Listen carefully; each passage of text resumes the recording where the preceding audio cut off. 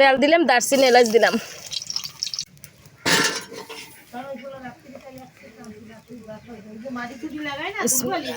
দিলাম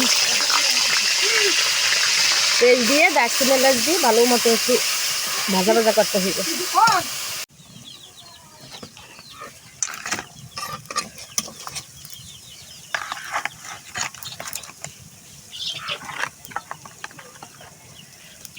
জিরে বাটা দিই, রসুন বাটা, আদা বাটা দিই মানে মাংসের ভিতরে, কারণ বাটা নাই, বাটতেই দেখছো। এই সে মাংস, একটা সোনালি মুরগি আনছে, চামড়াটা খালি আলাদা রাখছি, আর পাকনা আর একটু খুঁজছে।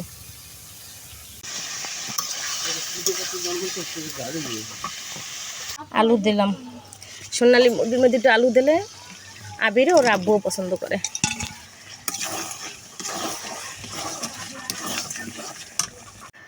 এখন আমি আবির যে আবির দেখ কোনটা দিয়ে খাওয়াই দিব, দেখ ওই যে লবণ পড়বে,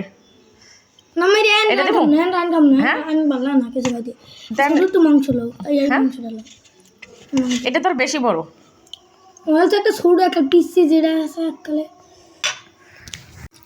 হ্যাঁ বিরাই এদিক ঘুরো, লবণ আছে, লবণ দিতেছি, তুমি খাও, বিসমিল্লাহ দিয়া বলো। হুম,